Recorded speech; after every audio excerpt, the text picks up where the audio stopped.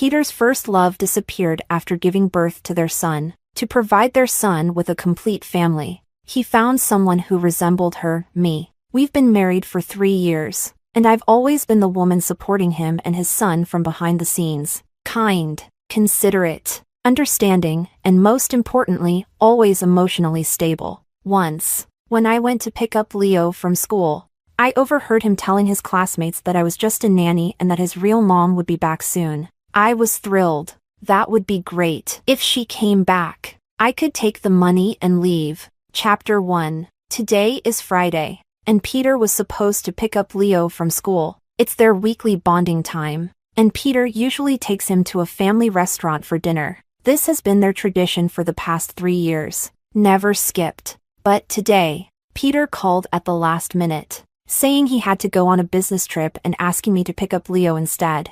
I rushed from the hospital to the kindergarten. The classroom was nearly empty, with only a few kids waiting for their parents. Leo was surrounded by a group of children, all admiring the longevity locket around his neck. Wow, Leo, your necklace is so pretty.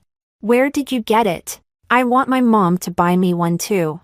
Leo held his head high, pride gleaming in his eyes. My mom designed this especially for me. You can't buy it anywhere else. Wow. Your mom is amazing. She can make teddy bear cookies and design necklaces. I wish she were my mom. I want your mom too. She's so gentle, but my mom is so strict. Except for Fridays and rare exceptions. I'm usually the one who picks Leo up and drops him off at school. Leo is more mature than most kids his age, but he's also a bit withdrawn. I worried he might feel isolated at school, so I often brought handmade treats to share with his classmates. Because of this, Leo is quite popular at kindergarten, and everyone naturally assumes I'm his mom, though he's never called me that. I did make the teddy bear cookies, but I definitely didn't design the necklace. I quietly pulled my foot back from the classroom door. Sure enough, in the next moment, Leo's soft yet unmistakably disdainful voice rang out. She's not my mom. She's just the nanny at my house. My mom is a jewelry designer. She's amazing. The kids gasped in admiration, gathering around Leo to pepper him with questions about his impressive mom. Standing by the back door, I watched Leo proudly bragging about his mom, feeling little more than mild amusement. To some extent, he wasn't wrong, though his choice of words was a bit harsh. Ever since I started living with Peter, taking care of him and Leo became my only job. While the work is akin to that of a nanny, Peter and I are legally married. I'm not just a nanny, I'm a stepmother at best. Leo is Peter's son with Cecilia, a brilliant jewelry designer. But Cecilia disappeared shortly after giving birth, leaving no legal ties to Peter. As Leo grew older, Peter realized the family's incompleteness, so he started looking for a stepmother for Leo, someone to make the family whole. With my face bearing a passing resemblance to Cecilia's, I stood out among the candidates. From the day I entered their lives, Leo knew I wasn't his mom, and I never intended to replace her. After all, Peter and I are in a contractual marriage for 3 years. During these 3 years, he has a stand-in wife. Leo gets a stepmother, and I'll walk away with $30 million. I couldn't say no, I desperately needed the money. Chapter 2. On the way home, I pretended as if I'd heard nothing, keeping up my usual warmth toward Leo, asking him what he'd like for dinner. I've always been self-aware. I only take what I'm entitled to, and I don't concern myself with things that don't involve me. Leo, with his usual stern face, listed off a few dishes. I noticed him swallowing a bit too obviously and had to suppress a chuckle. Say what you will, but my cooking skills are genuinely impressive. Over the past 3 years, the Liu father and son duo have both noticeably filled out. When we got home, Leo immediately locked himself in his room. I didn't mind and headed straight to the kitchen to cook. Once the 3 dishes and 1 soup were ready, I went to call him for dinner. Before I could knock, I heard laughter from inside his room. Leo was on a video call. Since it was on speakerphone, I could clearly hear Peter's voice and another, a woman's. She was calling Leo sweetheart, and Leo was calling her mom. Leo excitedly told her how all his classmates admired his necklace. At first, I thought it was just another trinket Peter had bought to please him, something he's done before. Although Cecilia hadn't been around these past few years, Peter had meticulously maintained Leo's connection with her, preparing for the day she might return to his life. It seemed this necklace was genuinely designed by Cecilia. After 6 years of searching, Peter had finally found her. So, his business trip today was really a journey for love. How romantic. I had no intention of interrupting their family reunion and silently returned to the dining table to scroll through my phone. Only after confirming that Leo had ended the call did I knock on his door to invite him to dinner. After dinner, as I cleaned up, Leo stayed at the table, looking like he wanted to say something but couldn't. Leo was the spitting image of Peter, with the same handsome and dignified features, but his eyes were even more beautiful, probably because they were so clear and pure. They reminded me of someone I once knew, though they didn't quite measure up.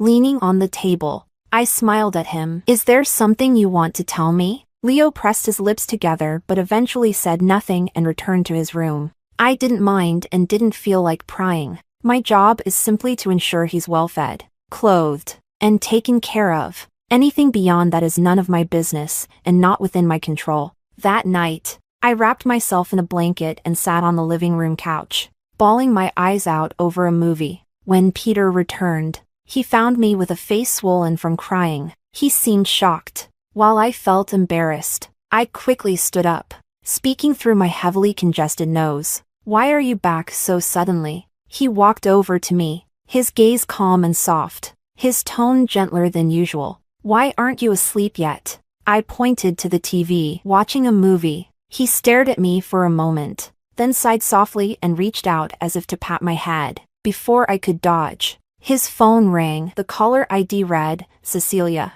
He stepped out onto the balcony to take the call, and I tactfully retreated to the kitchen. Only after he finished did I come back out. "Peter, let's finalize our divorce next week." Cecilia was back, and our agreement was nearly up anyway. I expected Peter to agree readily, after all. I was no longer of any use to him as a stand-in, but Peter's expression turned icy. "You're in such a hurry to get divorced? I'm busy next week." Without another word, he walked off to Leo's room, leaving me stunned. Our marriage was essentially a contractual employment. He paid me to do a job. Now that the contract was ending and he'd found his beloved, shouldn't we both be eager to part ways?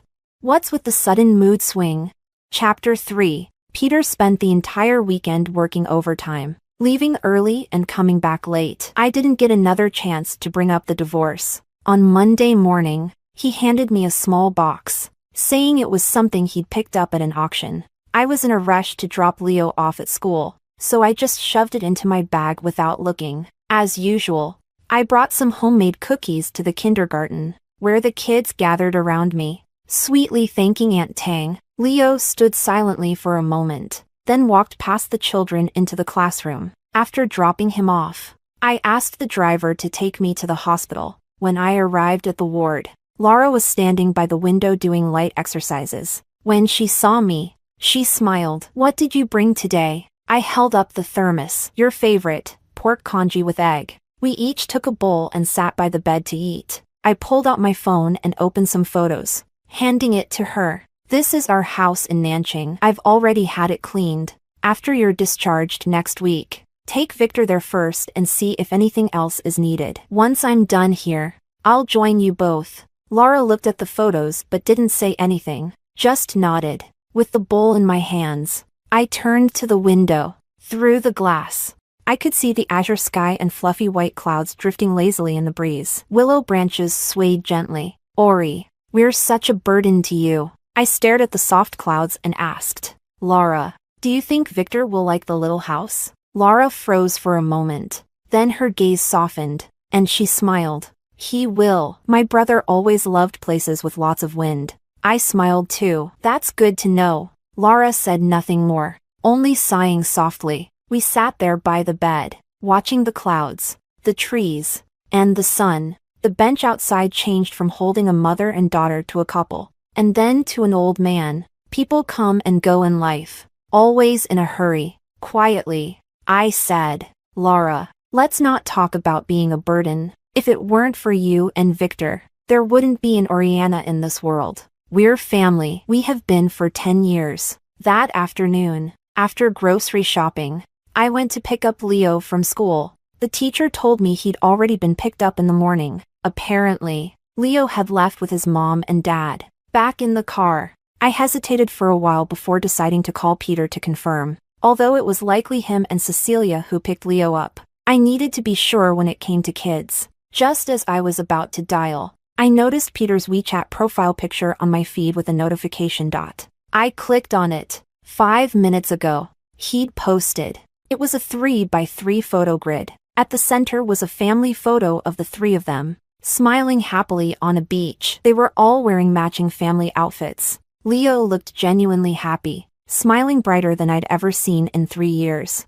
Even Peter, dressed in unusually vibrant colors, seemed less stern next to Cecilia, his demeanor soft and relaxed. They looked like a perfect family. Since the post confirmed everything, there was no need to call. With the Liu father and son away, I enjoyed a brief vacation, spending my days cooking and eating with Laura, then wandering around together. It was peaceful and relaxing. Chapter 4. The call from Peter came in the middle of the night. I had already fallen asleep, but the ringing of my phone woke me up. Peter's voice sounded exhausted, with Leo's crying in the background. "Oriana, can you come to the children's hospital right now?"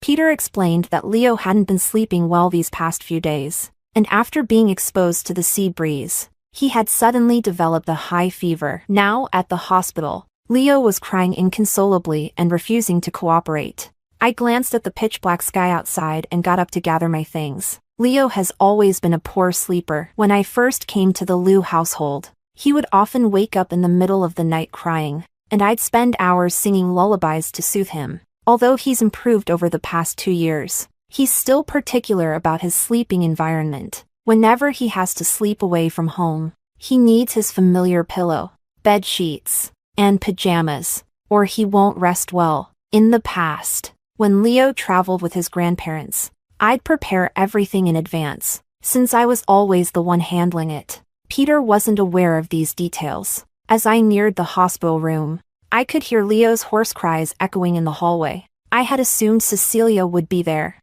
but when I stepped into the room, it was just Peter and Leo. Peter's tense expression relaxed when he saw me. "You're here." Leo lay on the hospital bed, his small face flushed either from the fever or the crying. I asked Peter to hold Leo while I quickly replaced the hospital bed sheets and pillowcase and changed Leo into his pajamas. Then, I cradled Leo in my arms, lying beside him to soothe him to sleep. Gradually, his cries quieted. He nestled against me, his tiny hand clutching my shirt, and mumbled, "Mommy." I brushed his fevered cheek, knowing he was delirious from the fever. "I'm not his mom, I'm just the nanny." After much effort, Leo finally fell into a peaceful sleep. The nurse was able to administer the injection without issue, and Peter and I sat on the sofa to rest. Peter handed me a glass of water and rubbed his temples. "Sorry for disturbing your rest." I shook my head. "It's fine. This is part of my job. When you take him out in the future,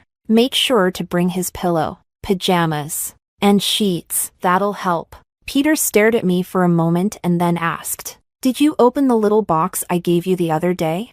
"Not yet." "Was it something important?" I retrieved the box from my bag on the other side of the sofa and opened it. Inside was a diamond ring. Peter suddenly placed his hand over mine. "Ori, please don't divorce me." Chapter 5. I had no idea what had happened between Peter and Cecilia that would make him willing to give up the person he'd waited for 6 years and instead propose to me. But I was certain it wasn't because he loved me. Peter is terrifyingly rational, someone who always makes calculated decisions after weighing the pros and cons. I wasn't interested in uncovering his reasons, either. I've never been one to waste energy on irrelevant matters. I slid my hand out of his grasp and placed the ring back on the coffee table. "Peter, we're just contractual spouses. Now that the agreement has expired, it's time for us to end this." Sitting beside me, he seemed unfazed by my words. Instead, he continued, as if explaining to himself, "Ori, if it's because of Cecilia, you don't need to worry. It's over between us. This trip was only because she wanted to see Leo. We won't be in contact again." These past years, Having you around has been comforting. Leo depends on you a lot. Can't we just continue living like this? I looked at Peter, my expression calm. No, we can't. I don't know or care about what's going on between you and Cecilia, but there's no future for us. I had only agreed to this arrangement with Peter in the first place to pay for Lara's medical treatment. Now that Lara had recovered, I had my own life to live. We were going to settle down in a place where the wind always blew. Peter didn't seem to expect such a straightforward rejection. For a brief moment, there was a flicker of hurt in his eyes. Ori, do you really feel nothing for me? I chuckled. Of course. I do. Gratitude for being a generous employer. And I meant it. Without the $3 million he provided, both Lara and I would have been dead years ago. That's why I dedicated myself to taking care of him and Leo these past 3 years, answering every call and fulfilling every need. But that's as far as it goes. I thought I'd made myself clear, but Peter didn't seem ready to accept it. You don't have to decide so quickly. I'm not in a rush. It's late. I'll have the driver take you home to rest. I'll stay here with Leo. Leo's prolonged fever had developed into a mild case of pneumonia, requiring a few days' stay in the hospital. Peter moved his work to the hospital room and stayed by Leo's side the entire time. Cecilia, however, never showed up. Every day, I cooked at home and brought meals to the hospital. One day, as I was feeding Leo, I received a call from the hospital saying Lara had suffered a sudden brain hemorrhage and was in critical condition. The bowl slipped from my hands, shattering on the floor. The sound startled Leo, who looked at me with wide eyes. Peter had just entered the room. He quickly came to my side. What happened? My hands were trembling uncontrollably, and my mind was blank. Even breathing felt difficult. How could this happen? I had just seen her yesterday. She was fine. She was supposed to be discharged tomorrow. Everything was supposed to be getting better. How? Gripping Peter's sleeve, tears streamed down my face as I mustered all my strength to say, "Take me to People's Hospital." Peter supported me as we left, instructing 2 nurses to stay with Leo and calling his parents to come over. Driving as fast as he could, Peter got me to the hospital in record time. The doctor told me Lara had collapsed while walking in the courtyard. The location of the hemorrhage in her brain was severe, and I should prepare for the worst. Chapter 6. Thunder rumbled outside as torrential rain poured down, washing away the oppressive heat of the past few days and leaving the air heavy with moisture. After 8 hours of desperate attempts, Lara still didn't make it. The 2 lights in my life that had once illuminated my world both dimmed and eventually extinguished. I handled all of Lara's arrangements calmly. Peter offered to help, but I didn't let him intervene. On the day of Lara's cremation, the sun blazed brightly in the sky. I stood by the street, holding her urn, occasionally overhearing passers-by remarking how the skies had finally cleared after days of gloom. It was a beautiful day. I looked up at the sun, dazed, finding it strange that such blazing warmth couldn't touch me at all. I don't know how long I stood there. My feet felt rooted to the ground. Everyone around me seemed to have a destination, but I didn't. I once didn't know where I came from, and now I have no idea where to go. Let's go home. I don't know when Peter appeared, but he led me to the car. Back home, I fell into a deep sleep. I dreamt of many things, fragmented, blurry, a haze of what was real and what wasn't. At some point, I sensed someone sitting by my bedside, reaching out to feel my forehead. The room was dark, with only a faint light spilling in from the doorway. He sat against the light, and I instinctively raised my hand to touch his eyes. He caught my hand, his voice steady and devoid of emotion. "Do I remind you of him?" In an instant, I was fully awake. I tried to pull my hand back, but his grip tightened. "Ori, if you're willing, you can think of me as him. Whatever Victor could do for you, I can too." Victor, that name, which has accompanied me for 10 years. Every time I hear it, my heart fills up all over again. He pulled me from the abyss, only to leave me far too soon, like fireworks, briefly lighting up the night sky before fading into darkness. Where do I even begin with Victor? To me, he was a brother, family, and the love of my life. Chapter 7. Before I turned 13, I was relatively lucky. Though the old orphanage was lacking in resources and amenities, at least it was safe. After 13, Things changed. The orphanage underwent reforms, and conditions improved. There was meat to eat, books to read, but an uneasy feeling constantly hung over me. No matter where I went, I felt a pair of eyes watching me from the shadows. My freshly washed underwear would go missing. Items in the room would mysteriously disappear. Sometimes, at night, I'd feel someone touching my legs as I slept. I didn't dare make a scene, because that person was the director of the orphanage. I endured it for 2 years until the day he called me into his office and tried to pull down my pants. I kicked him and ran with all my might, screaming for help as I went. The orphanage was in a secluded area with few passers-by. Those who did pass were told by the director that I was his daughter throwing a tantrum. No one stopped to help. When I felt him catching up, a water bottle suddenly flew past me, striking the director behind me. His cry of pain rang out. I didn't dare look back, terrified that even a second of hesitation would get me caught. That's when I saw the boy who had thrown the bottle. Grinning, he shouted at me to run faster and asked if I wanted to go with him. I had no other option, so I kept screaming for help. He grabbed my hand and pulled me, running full speed onto a departing bus. The moment the director reached the bus door, it pulled away from the stop. The nightmare was left behind. The boy bought me a ticket, leading me to the back of the bus, where a girl about my age was sitting. She rubbed her eyes and looked at the boy. Brother, how come you brought back a tail after going to the bathroom? That's how I learned they were siblings. They had run away from home to escape their abusive father. Neither of us knew where the bus was headed, but the boy, still smiling,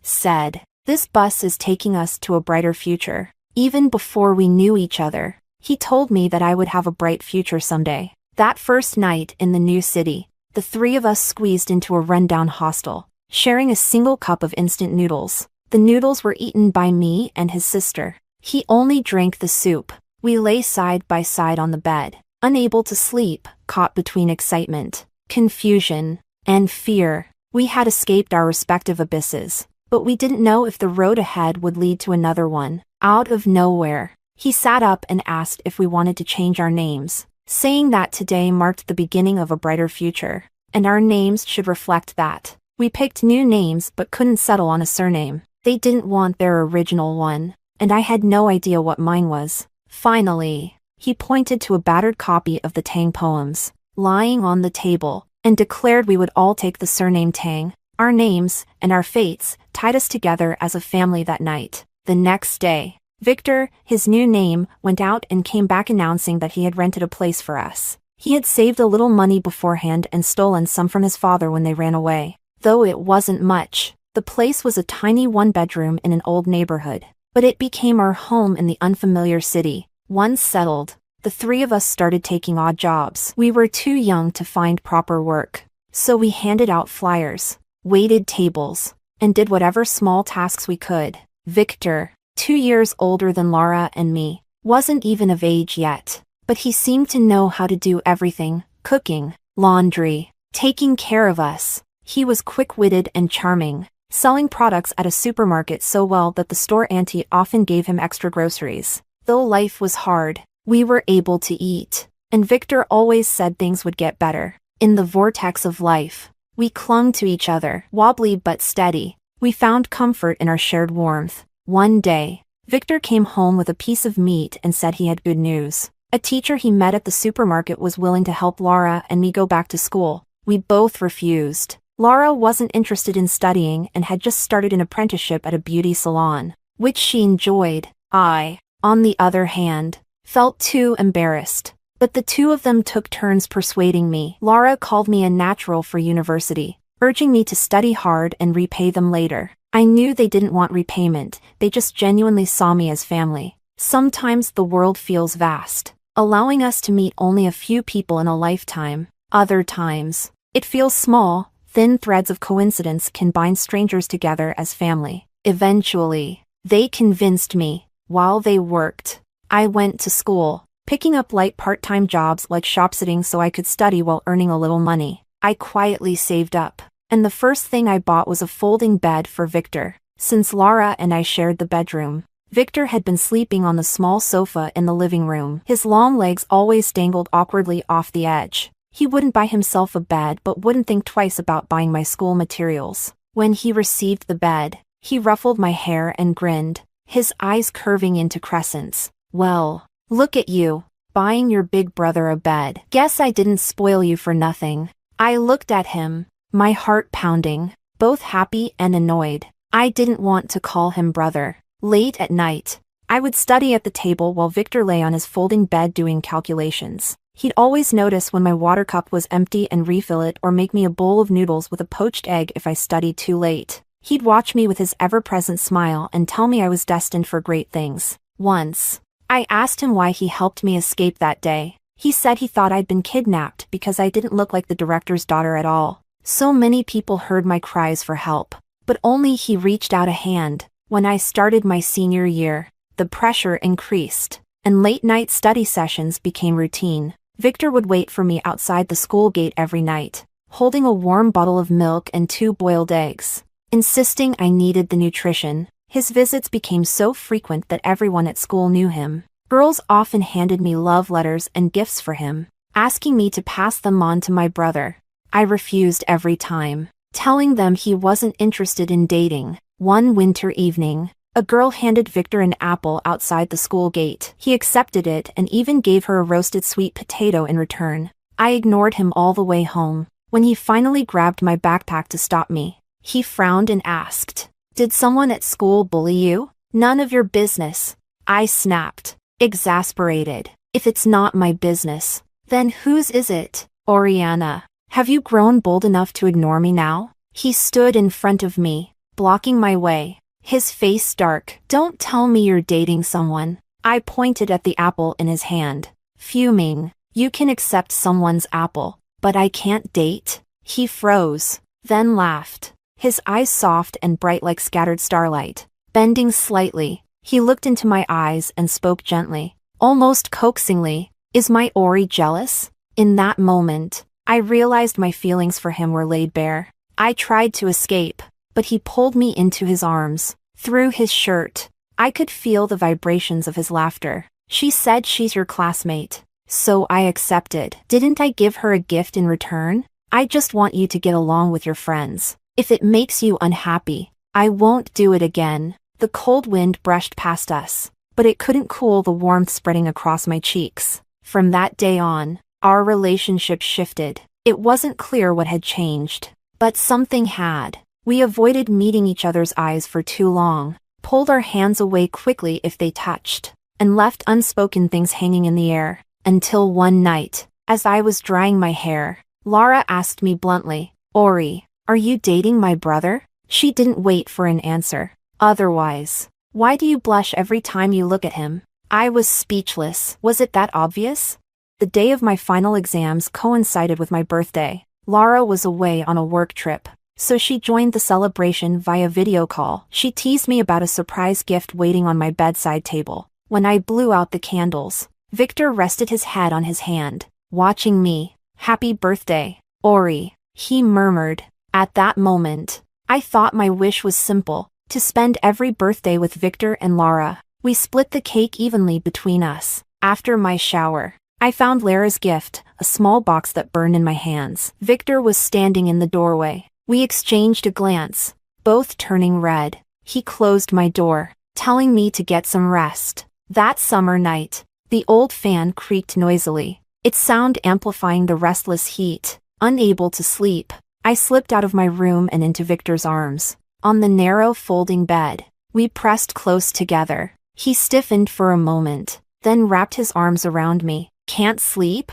Resting my head against his neck, I nodded even though I was already drowsy. He asked where I wanted to go for university. I told him I'd chosen a local teaching college with waived tuition and fees. It was close to home. He cupped my face. "No, with your grades, you can get into a much better school. Don't worry about money. Focus on studying, I'll take care of the rest." I silenced him with a kiss before he could keep talking. I was so nervous I forgot to breathe and nearly passed out. Victor pulled back, laughing softly. "You don't even know how to breathe properly during a kiss. And you're trying to take the lead?" The darkness hid my flushed face as I stayed silent. After a while, he stroked my hair. "Ori, you're exceptional. You should explore the bigger world out there and meet other amazing people. Don't limit yourself. Don't worry about us. I don't want you to regret not pursuing something important in the future. But I shook my head firmly, hugging his waist. Nothing is more important than you two.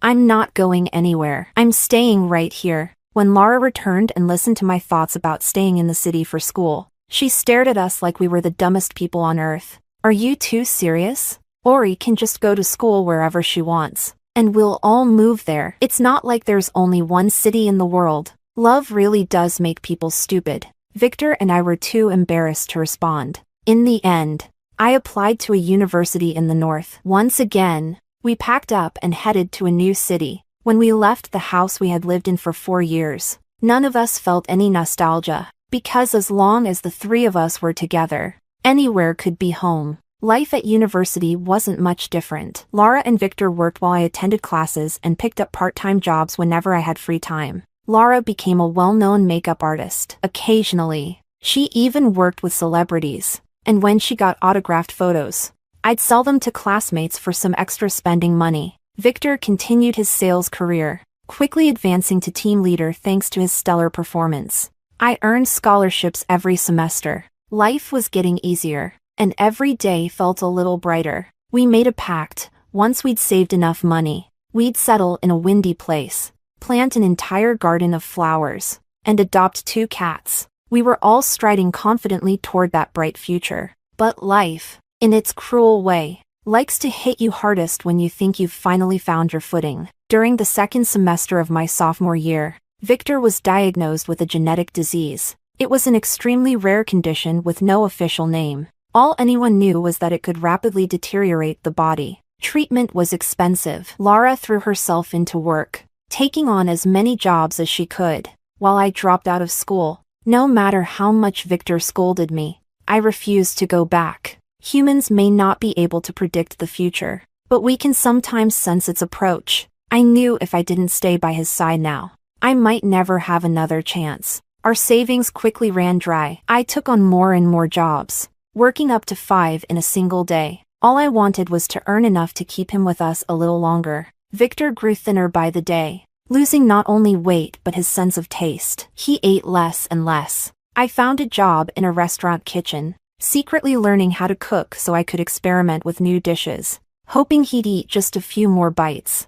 I didn't know what else I could do for him. In his final days, Victor stopped letting me go to work. Instead, he'd just hold my hand, often sitting silently and looking at me. His body was frail, his complexion pale, yet his eyes remained as clear and bright as the first time I met him. On a sunny afternoon, Victor passed away. A life lovingly nurtured for over 20 years was undone by illness in just 6 months. Life is so heartbreakingly fragile. Chapter 9. After Victor passed away, Lara and I lived in a shared silence. The absence of one person left the home feeling unbearably empty. The kitchen no longer bustled with activity, and the familiar, almost chant-like sound of his nagging was gone. I replayed countless memories in my mind. But no matter the moment, the clearest image was always Victor's smiling face and his bright, unyielding eyes, brimming with infinite hope for life. It was those memories that helped me survive day after day without him.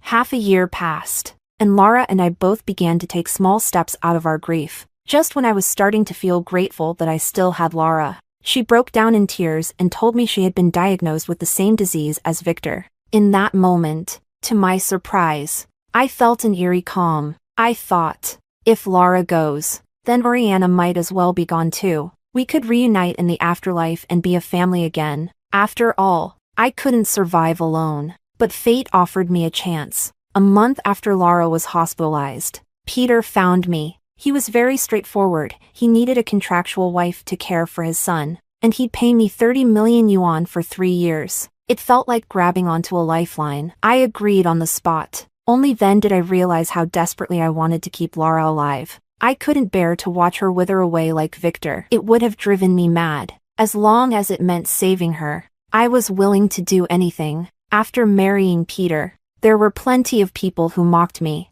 subtly or outright, calling me nothing more than a stand-in. That was when I learned how much I resembled Peter's first love. It didn't bother me. In fact, I felt thankful. If I didn't look like her, Peter wouldn't have chosen me. I kept the marriage a secret from Lara, but she eventually found out. She fainted 3 times from crying, begging me to leave her and stop carrying her burden. I held her trembling body, and we cried together. Lara, I've already lost Victor. I can't lose you too. In that moment, we clung to each other, 2 broken souls leaning on one another. In this world, we were the only family we had. 3 years passed. We endured countless sleepless nights and tried every possible treatment, both domestic and international. Finally, Lara's condition stabilized. The doctor said that with regular medication and checkups, she could manage the disease. Just as it felt like dawn was breaking, we were plunged into an even deeper darkness.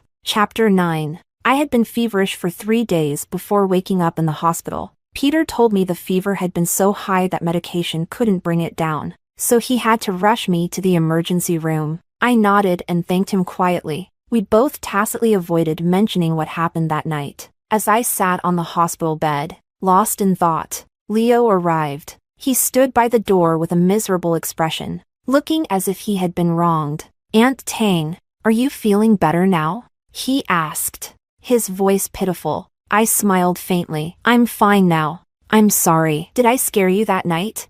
He shook his head and stood beside me silently. I didn't have the energy to tease him, so I stayed quiet too. After a long pause, Leo took my hand, tears welling up in his beautiful eyes. "Can you just be there for me? And me alone?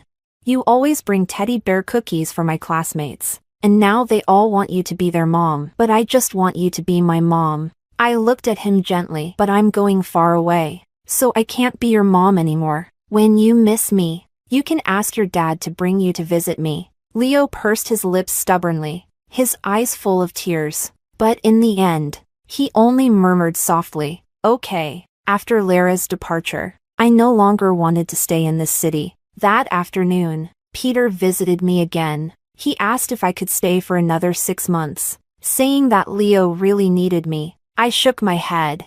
"There has to be a goodbye, Peter," I said, handing him a list I had prepared long ago. "It's a list of Leo's habits and preferences. Whoever takes care of him next can follow it, and there shouldn't be any issues." Then, looking at him steadily, I said, "Peter, let's get a divorce. I want to go see Victor. It's been too long since I've seen him." 3 years had passed. After agreeing to be Peter's contractual wife, I had Victor's ashes stored in a temple. For 3 years, I never dared to step inside the temple gates. I was a married woman, and visiting him in such a state would surely have saddened him. When I missed him, I would only stand outside the temple, looking in from afar. But now it was time to bring him home.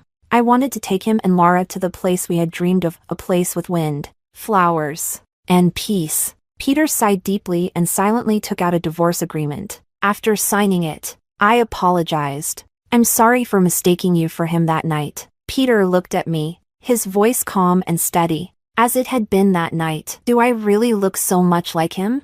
I shook my head. "When I first saw you, your eyes reminded me of him, but on second glance, the resemblance was gone." "Peter, I've never looked for his shadow in you. You're not him, and no one ever will be." Victor was like the moon through the clouds, the stars in the sky. He had the purest eyes and the most passionate love for life. He was, and always would be, one of a kind.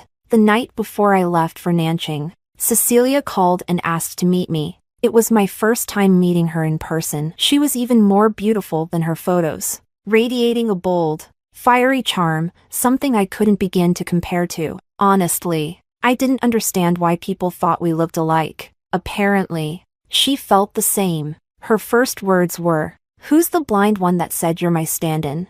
I'm not half as gentle or sweet as you." I thought she wanted to discuss Peter, so I explained that ours was a contractual marriage and that we were already divorced. She simply smiled. "I know, I just wanted to meet you today." After studying me for a while, she sighed and said, "What a pity. In terms of personality, you and Peter would have been a good match. He's as stubborn as I am, and we've clashed so much over the years that we're both exhausted." I didn't quite understand what she meant, but she suddenly handed me a card. "Ms. Tang, I came here today mainly to thank you. I'm a selfish person. I've always pursued my own vast oceans and never wanted to be tied down by family or children. I feel guilty about Leo. I've been a poor excuse for a mother. But you've taken such good care of him these past few years. When I met him, he was so well-behaved and thoughtful. He told me you taught him a lot and treated him very kindly. That made me happy and grateful. This is a small token of appreciation from me. As Leo's mother, Peter has his share as a father. And this is mine. Please accept it. I received 2 payments for a single job. Feeling a pang of guilt, I bought Leo a pile of toys before I left. Chapter 10. The day I arrived in Nanching, the sun was bright, the wind gentle, and the air carried the faint scent of blooming flowers. I settled Victor and Lara into their places and began unpacking. The courtyard had been cleaned in advance and was already spotless. All I needed to do was give everything a quick wipe and arrange the items neatly. While sorting through Lara's belongings, an envelope suddenly slipped out. It was in Lara's handwriting. She had planned to give it to me on the day of our departure, and the envelope had a cheerful doodle of a smiley face, instructing me to read it after she boarded her flight. My eyes welled up as I carefully opened the envelope. Dear Ori, when you open this letter, I'll already be on my way to Nanching, where we'll make our 3rd home together. Fate is truly amazing. Who would have thought the little girl my brother randomly pulled onto a bus would become our inseparable family? 10 years, we've been so close that it feels stronger than any blood bond. I don't really know why I'm writing this letter. I feel like I have so much to say, yet I don't know where to begin. But I want you to understand, life must always move forward. My brother wouldn't want you to stay trapped in the past. He hoped you would find true happiness. In his final days, he quietly told me that he hoped you'd marry someone who truly loves you. Ori, don't be afraid. Open your heart to embrace a new life. I'll always be behind you, your closest family. And the next time you come, I promise the courtyard will be filled with flowers, waiting to welcome you, forever loving you, just as Victor did. Lara ***. My hands trembled as I held the letter. Tears spilling onto the paper. I quickly wiped it dry and carefully folded it back into the envelope, storing it safely away. Chapter 11. A month later, the small courtyard was neatly arranged, and the flowers had been planted. 2 little cats lay peacefully in their cozy beds under the porch, basking in the sun. I reclined on the rocking chair when an unfamiliar call came through. The person on the other end said they had stumbled upon my Facebook posts and asked if I'd be interested in publishing them. My Facebook account had been a place where I documented daily life. Starting back in high school, whenever studying overwhelmed me, I'd post a little something to relax. This habit had stopped when Victor fell ill.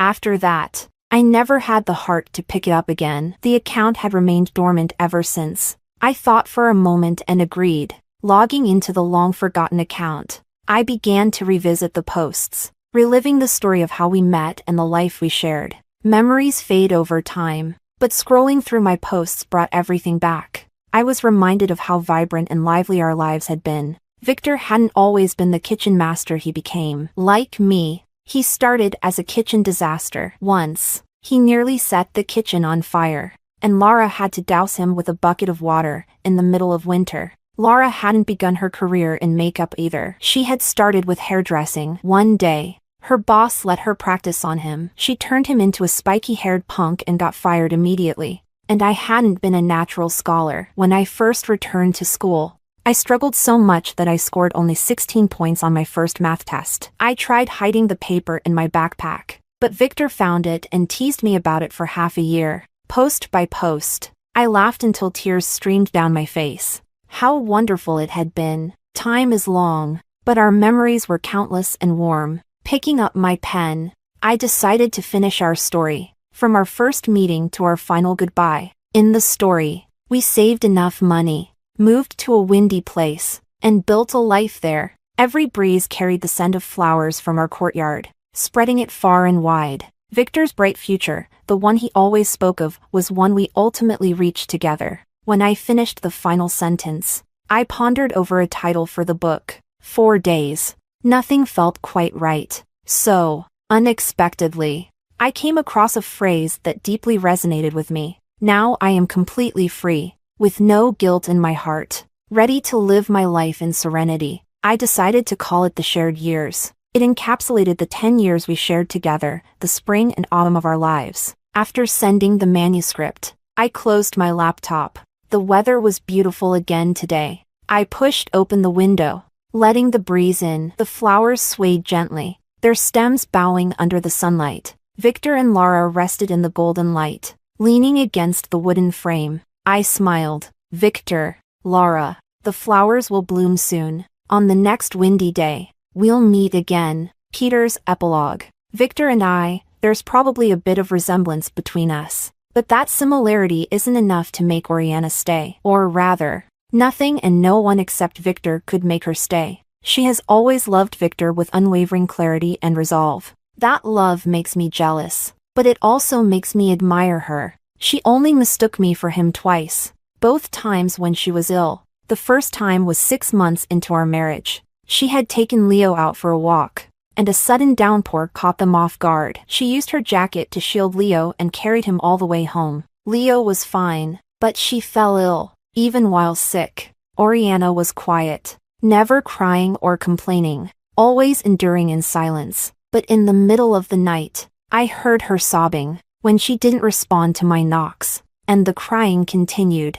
I decided to go in. She was still asleep, caught in a distressing dream, curled up on the bed, softly crying. I tried to wake her, but as soon as she opened her eyes, she threw herself into my arms. She clung to me, crying out Victor in a voice so heart-wrenching it tore at my chest. It was the first time I'd seen her so emotionally shattered. I had no idea who Victor was, but he must have been someone irreplaceable to her. I could only comfort her, holding her until she cried herself to sleep. At the time, I thought it was just a mistake brought on by her fever. A week later, I found out I was wrong. One afternoon, she had fallen asleep on the couch. As I went to cover her with a blanket, I noticed her phone screen. There was a photo of a man. Half of his face was obscured by her hand, but his brows and eyes looked strikingly similar to mine. I recalled the night she had cried in my arms, calling for Victor. To be honest,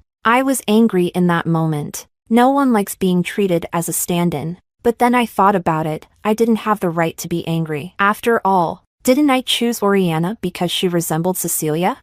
In the end, we were the same, both driven by less than honorable intentions. But fortunately, neither of us had placed unrealistic expectations on the other. I told myself to let it go. Yet, people aren't made of stone. Emotions inevitably take root, and we instinctively gravitate toward those close to us. Daily companionship versus an absent figure, the mind quickly makes its choice. I can't even remember when it started, but at some point, whenever I saw Oriana, Cecilia was no longer in my thoughts. I came to recognize Oriana for who she was, entirely different from Cecilia. Cecilia's eyes were filled with ambition, while Oriana's were filled with life. She was gentle, always carrying a soft smile. Being with her felt peaceful, but I began to worry. The 3-year agreement would eventually end, and when it did, she would leave. After all, her heart belonged to someone else. I privately investigated her relationships and discovered that Victor had passed away.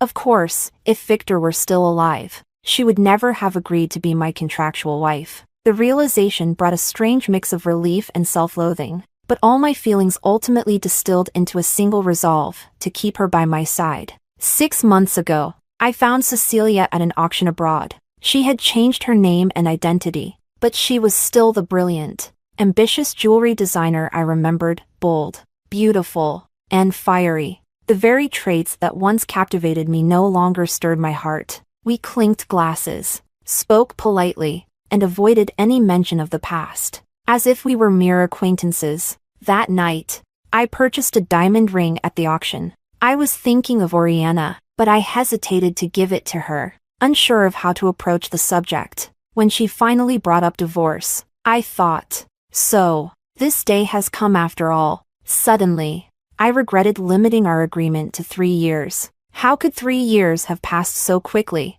My first instinct was to refuse. Then came avoidance. I didn't want to hear it. Eventually, I offered her the ring, hoping to change her mind. She declined, as I had expected. Still, I wasn't ready to give up. The second time she mistook me for Victor was also the last. She didn't say a word, but when her fingertips brushed over my eyes, I knew she was thinking of him. I must have been out of my mind to let her see me as Victor, but if it meant she might stay, it seemed a price worth paying. Unfortunately, I am not Victor, and that meant I could never keep Oriana by my side.